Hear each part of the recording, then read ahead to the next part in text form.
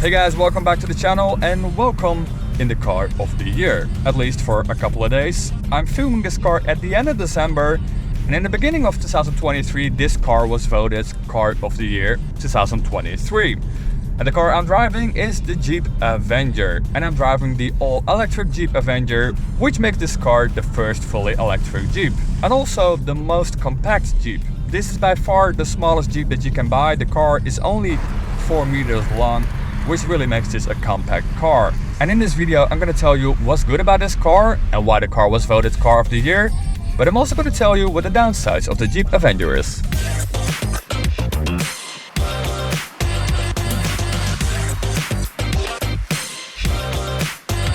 The Jeep Avenger certainly is not a traditional Jeep. It is compact, it doesn't have four-wheel drive, and it is fully electric, at least the version I'm driving now. You can get some petrol engines, but in most countries in Western Europe, Jeep is offering the electric version as the most important version. Certainly here in the Netherlands, where I'm driving the car at now.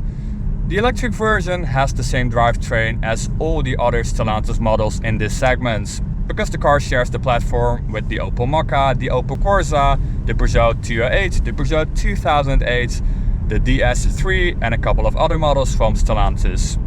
And if you're not familiar with Stellantis, Stellantis is the parent company of Jeep, but also Opel, Peugeot, Alfa Romeo, DS, Citroën, etc, etc. Now that does mean the car doesn't really differ from an Opel Corsa or a Peugeot E2008 or 208.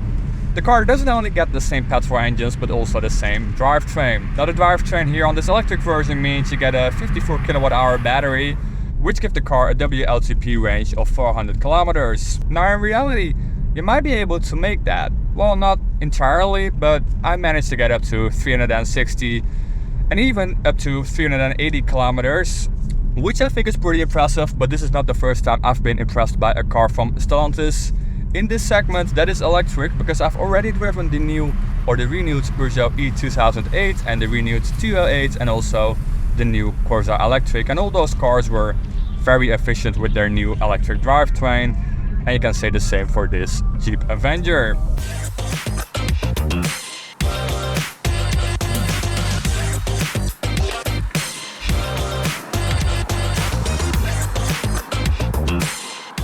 The car has a couple of drive modes, actually quite a lot more than you can get in the Corsa or the Peugeot 208, because this is the off-road version of those cars. Now obviously this car is not made for off-roading, but you do get drive modes like sand and mud. I'm not sure why, because I'm pretty sure nobody is going to off-road this car, because the car simply isn't able to do that. You only got front wheel drive on this car, you got skinny tires, so would definitely not advise anyone to go off-roading with this car, but you do get some drive modes. You also get regular drive modes like Eco, Normal and Sport. Now I would always advise to put this car in the sport mode all the time, not because you like to do some sporty driving, because only when you put the car in sport mode you get the full power output of the electric motor. Now the electric motor on all versions of this car has a power output of 156 horsepower, giving this car a 0 to 100 time of 9 seconds, which isn't really that fast for an electric car, but it is fast enough, believe me. Especially 0 to 50 kilometers an hour only takes a couple of seconds, and this car does feel really zippy, especially in and about town. This car feels fast enough for sure. But if you put the car in normal mode, you only get 100 horsepower from the electric motor, and if you put the car in eco mode, you only get 82 horsepower, and then the car feels really slow. So just put the car in sport mode, then you get the right amount of horsepower that you need in a car like this. 156 horsepower definitely isn't too much, it is just adequate, it is exactly what you need, so just put it in sport mode.